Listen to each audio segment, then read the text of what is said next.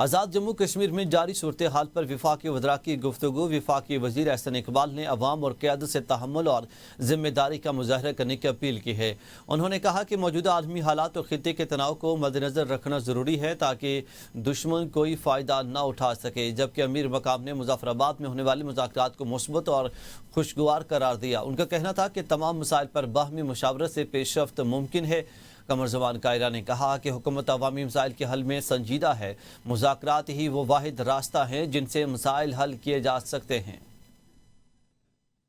میں joint action committee کی قیادت سے اور آزاد جموں کشمیر کے عوام سے کہوں گا کہ ہمیں اس صورتحال میں جو ہمارے علاقے کی خطے کی صورتحال ہے اور جو اس وقت عالمی پس منظر ہے اسے پیش نظر رکھنا چاہیے۔ ہمارا دشمن ملک جس کو ہم نے شکست دی ہے وہ کوئی ہمارے ملک کے اندر بحرانی صورتحال سے فائدہ اٹھانے میں ایک سیکنڈ بھی ضائع نہیں کرے گا۔ ہم سارے آ کر ان کی وہی جو نمائندگی تھی مظفر آباد میں اویلیبل، وہ ہمارے ساتھ بیٹھ گئی اور ہماری اچھی انہیں جو باتیں کی اور ہم نے کی اچھی ماحول میں بات چیت ہوئی۔ باہمی افہام و تفہیم سے جو ان کے جنون ایشوز ہے وہ ریزالو ہو جائے، آپس میں بیٹھ جائے۔ اور حکومت آزاد کشمیر بھی اور حکومت پاکستان بھی، اب تو وزیر اعظم پاکستان نے ڈائریکٹلی اس میں انٹروین کیا ہے، تو آپ صبر کا دامن ہاتھ سے نہ چھوڑیں۔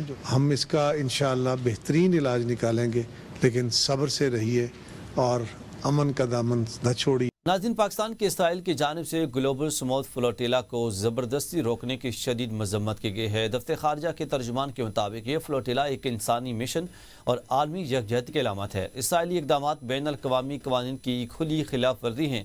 پاکستان اسرائیل کو تسلیم نہیں کرتا۔ پاکستان نے 16 ستمبر کو 15 ممالک کے ساتھ مل کر مشترکہ بیان میں جاری کیا تھا کہ جس میں فلوٹیلا کی سیکیورٹی پر گہری تشویش کا اظہار کیا گیا تھا۔ فلوٹیلا میں موجود پاکستانی شہریوں کی سلامتی حکومت کی اولین ترجیح ہے۔ ٹرمپ کے 20 نکاتی فارمولہ امن نہیں بلکہ ایک جال ہے، ہر نکتہ غیر عملی اور نافذ کرنا ممکن ہے۔ فلسطینی صحافی جلال الفراقی ABN کے پروگرام تجزیہ میں گفتگو کہا کہ حماس کو غیر مسلح کرنے کا مطالبہ غیر حقیقی ہے، حماس کے اختیار چھوڑنے کی توقع حقیقت پسندانہ نہیں ہے۔ انہوں نے کہا کہ اسرائیل کا امدادی قافلہ روکنا غیر انسانی اقدام ہے۔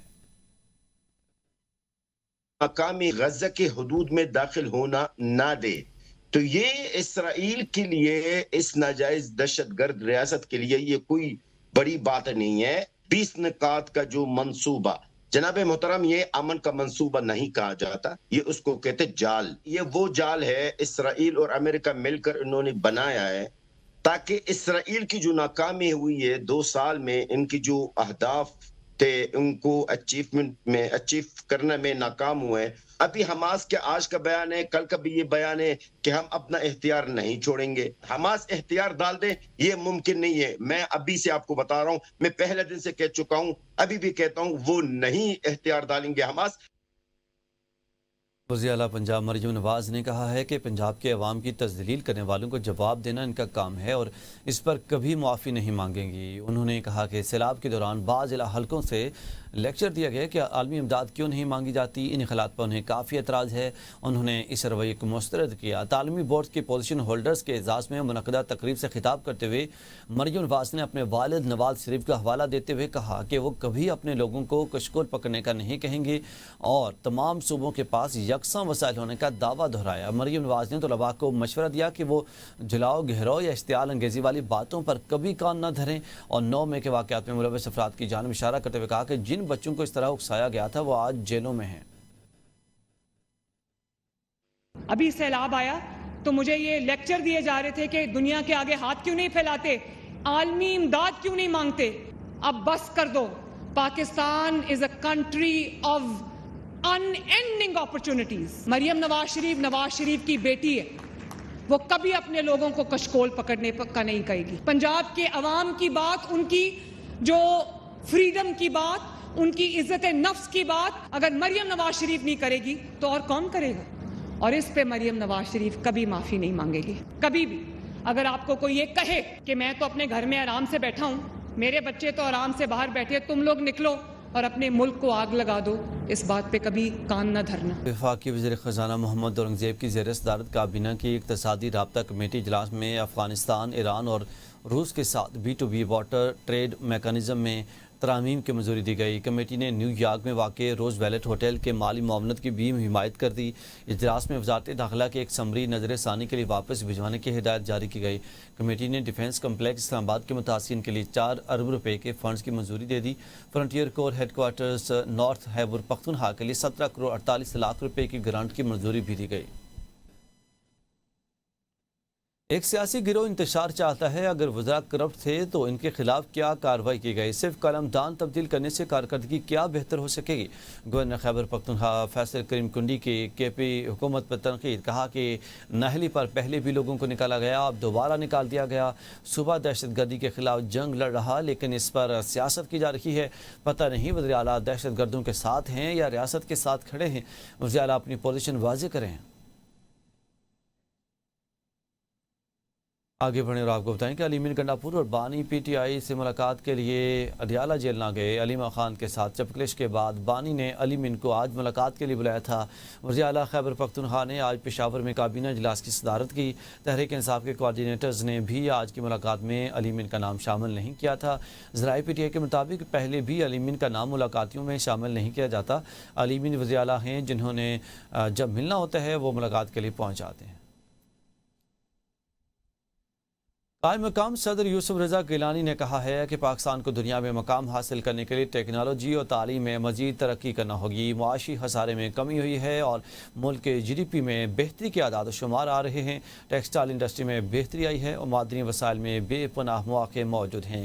पेशावर में पाकिस्तान बिजनेस समिट से खिताब करते हुए कायम मकाम सदर और चेयरमैन सेनेट यूसुफ रज़ा गिलानी का कहना था कि टेक्नोलॉजी ने तमाम काम को तब्दील कर दिया है, जबकि लोगों के लिए मौके के नए दरवाजे खोल दिए हैं। हमें देखना होगा कि हम सीधे रास्ते पर जा रहे हैं या नहीं। स्पेशल इकोनॉमिक जोन्स और अपग्रेड स्ट्रक्चर बनाना होंगे और अलबत्ता मौसमियाती तब्दीली एक चैलेंज है। उन्होंने कहा कि पाकिस्तान की आबादी 60% नौजवान पर मुश्तमिल है, इनका टैलेंट हमने आगे लेकर चलना है। चेयरमैन सेनेट का कहना था कि हम एक पुरसुकून और अच्छा हमसाया चाहते हैं, क्योंकि हम ट्विन शनाख्त के हामिल हैं और एक पुरान हमसाया हमारे तहफ़्फ़ुज़ की ज़मानत है।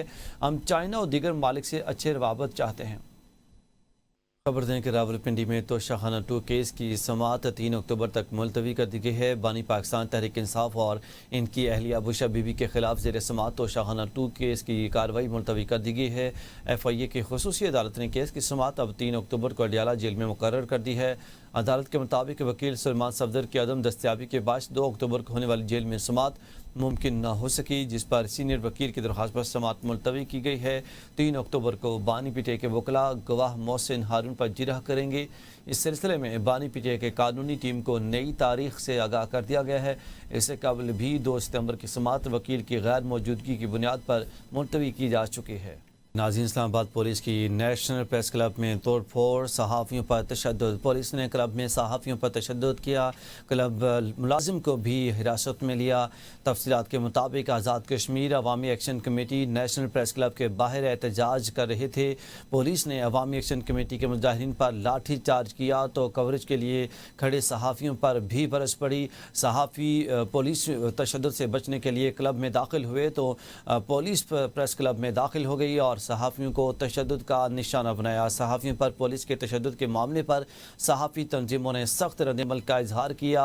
CPNE, PFUJ और एमनडाक ने वाक़े की शदीद मज़म्मत करते हुए वाक़े को दहशत गर्दी करार दिया है।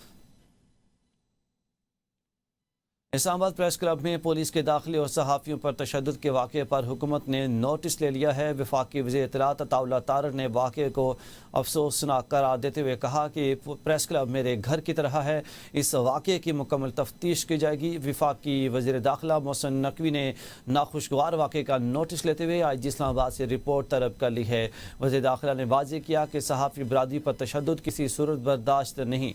उन्होंने हिदायत दी कि वाक़े में मुलव्विस एहलकारों का तयन करके सख्त इंज़बाती कार्रवाई की जाए।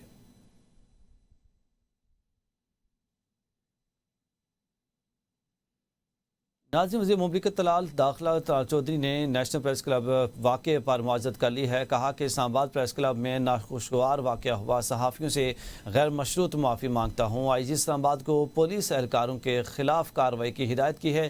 نیشنل پریس کلب کے صدر افضل بٹ نے کہا کہ پریس کلب پر حملہ دراصل آزادی اظہار رائے پر حملہ ہے. یہ حملہ ملک بھر کے 40,000 صحافیوں کی آزادی پر حملہ ہے.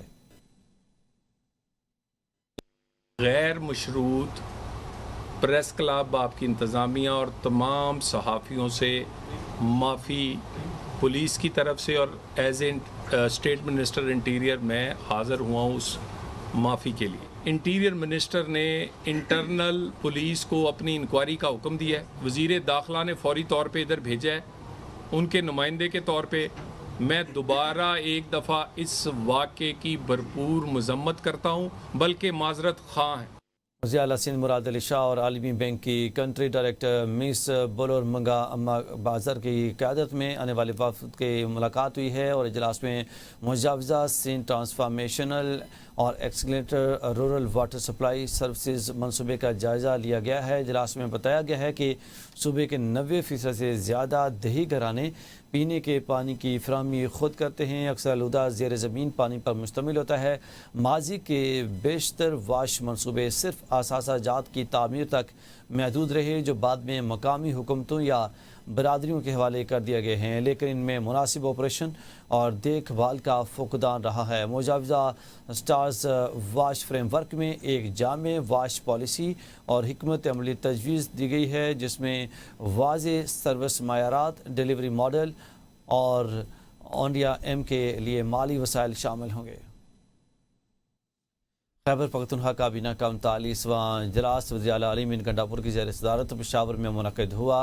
اجلاس میں سرکاری کالجز میں اساتذہ کی کمی پوری کرنے کے لیے 3,000 سے زائد عارضی اساتذہ بھرتی کرنے کی منظوری دی گئی. اجلاس میں ایسوسیٹ ڈگری کو BA کے مساوی تسلیم کر کے ملازمت کے لیے اہل قرار دیا گیا.